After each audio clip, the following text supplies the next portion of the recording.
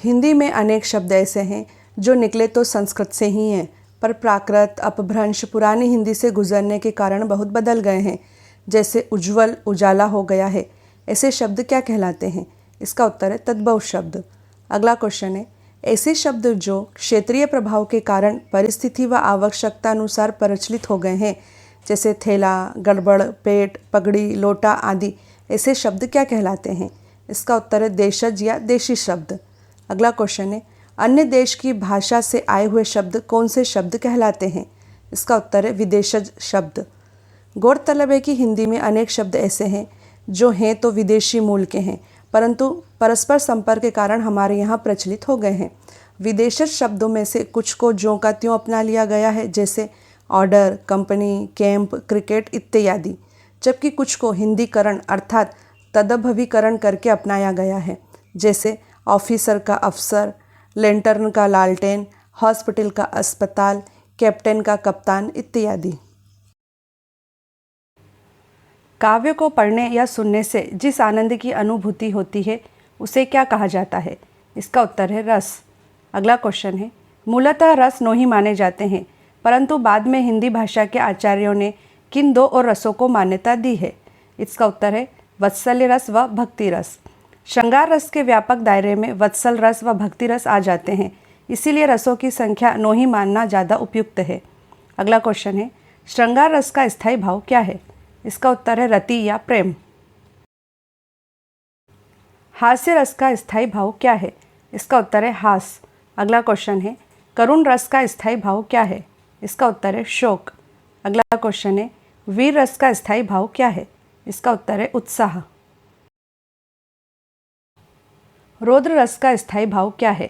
इसका उत्तर है क्रोध। अगला क्वेश्चन है, भयानक रस का स्थायी भाव क्या है? इसका उत्तर है भय। अगला क्वेश्चन है, विभत्स्य रस का स्थायी भाव क्या है? इसका उत्तर है जुगुप्सा या घृणा। अद्भुत रस का स्थायी भाव क्या है? इसका उत्तर है विस्मय या आश्चर्य। अगला क्वेश्चन है, शांत रस का स्थायी भाव क्या है? इसका उत्तर है शम या निर्वेद। अगला क्वेश्चन है, वत्सल्य रस का स्थायी भाव क्या है? इसका उत्तर है वात्सल्य रति। भक्ति रस का स्थायी भाव क्या है? इसका उत्तर है भगवद विषयक रति या अनुराग। अगला क्वेश्चन है, किस रस को रसराज या रसपति कहा जाता है? इसका उत्तर है श्रृंगार रस को।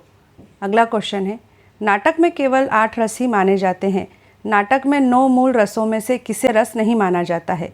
इसका उत्तर है शांत रस।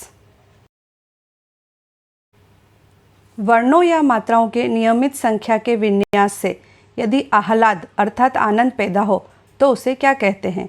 इसका उत्तर है छंद। अगला क्वेश्चन है, छंद शास्त्र के आदि प्रणेता किस ऋषि के नाम पर छंद को पिंगल भी कहते हैं? इसका उत्तर है पिंगल ऋषि के नाम पर। अगला क्वेश्चन है, छंद का सर्वप्रथम उल्लेख कहाँ मिलता है? इसका उत्तर है ऋग्वेद में। छंद कितने प्रकार के होते हैं? इसका उत्तर है 3 प्रकार के, वर्णिक छंद, मात्रिक छंद तथा मुक्त छंद। अगला क्वेश्चन है, जिस छंद के पहले तथा तीसरे चरणों में 13-13 और दूसरे तथा चौथे चरणों में 11-11 मात्राएं होती हैं, वह छंद क्या कहलाता है? इसका उत्तर है दोहा। अगला क्वेश्चन है, चौपाई के प्रत्येक चरण में कितनी मात्राएं होती हैं? इसका उत्तर है 16 मात्राएं। अर्धसम मात्रिक छंद के उदाहरण क्या है? इसका उत्तर है दोहा, सोरठा, बरवे और उल्लाला। अगला क्वेश्चन है, दोहा का उल्टा क्या होता है? इसका उत्तर है सोरठा। अगला क्वेश्चन है, जिस छंद के पहले तथा तीसरे चरणों में 11-11 और दूसरे तथा चौथे चरणों में 13-13 मात्राएं होती हैं, वह छंद क्या कहलाता है? इसका उत्तर है सोरठा। चौपाई किस छंद का उदाहरण है? इसका उत्तर है सममात्रिक छंद का। अगला क्वेश्चन है, जो शब्द काव्य की शोभा बढ़ाते हैं उसे क्या कहते हैं?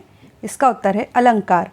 अगला क्वेश्चन है, जब एक ही शब्द ज़्यादा बार प्रयोग हो पर हर बार अर्थ अलग अलग आए, जैसे कनक कनकते 100 गुनी मादकता अधिकाय, व खाए बोराए नर व पाए बोराए, यहाँ पर कौन सा अलंकार होता है? इसका उत्तर है यमक अलंकार। यहाँ पहले कनक का मतलब धतूरा, जो कि एक नशीला पदार्थ है, उससे है, जबकि दूसरे कनक का मतलब सोने से है। जहाँ पर कोई एक शब्द एक ही बार आए पर उसके अर्थ अलग अलग निकले, जैसे रावण सर सरोज बनचारी, चली रघुवीर सिलीमुख, यहाँ पर कौन सा अलंकार होता है? इसका उत्तर है श्लेष अलंकार। यहाँ सिलीमुख शब्द के दो अर्थ निकल रहे हैं। इस शब्द का पहला अर्थ बाण से है एवं दूसरा अर्थ भ्रमर अर्थात भंवरे से है। अगला क्वेश्चन है, जहाँ एक वस्तु या प्राणी की तुलना दूसरी प्रसिद्ध वस्तु के साथ की जाती है, जैसे हरिपद कोमल कमल, वहाँ कौन सा अलंकार होता है? इसका उत्तर है उपमा अलंकार। उपमा अलंकार के इस उदाहरण में हरि अर्थात विष्णु के पैरों की तुलना कमल के फूल से की गई है। अगला क्वेश्चन है, जब किसी वस्तु का बहुत अधिक बड़ा चढ़ाकर वर्णन किया जाए, जैसे हनुमान की पूंछ में लग न पाई आग, लंका सारी जल गई गए निशाचर भाग, वहाँ पर कौन सा अलंकार होता है? इसका उत्तर है अतिशयोक्ति अलंकार। जब किसी काव्य को सुंदर बनाने के लिए किसी वर्ण की बार बार आवृत्ति हो, जैसे मधुर मधुर मुस्कान मनोहर मनुज वेश का उजियाला, तो वहाँ कौन सा अलंकार कहलाता है? इसका उत्तर है अनुप्रास अलंकार। अनुप्रास अलंकार के इस उदाहरण में म वर्ण की आवृत्ति हो रही है। अगला क्वेश्चन है, जब उपमान और उपमेय में अभिन्नता या अभेद दिखाया जाए, जैसे मैया में तो चंद्र खिलौना ले हों, तब यह कौन सा अलंकार कहलाता है? इसका उत्तर है रूपक अलंकार।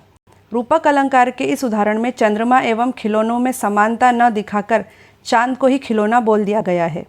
अगला क्वेश्चन है, जहाँ उपमेय में उपमान के होने की संभावना का वर्णन हो, जैसे मुख मानो चंद्रमा है, तब वहाँ कौन सा अलंकार होता है? इसका उत्तर है उत्प्रेक्षा अलंकार। उत्प्रेक्षा अलंकार के इस उदाहरण में मुख के चंद्रमा होने की संभावना का वर्णन हो रहा है।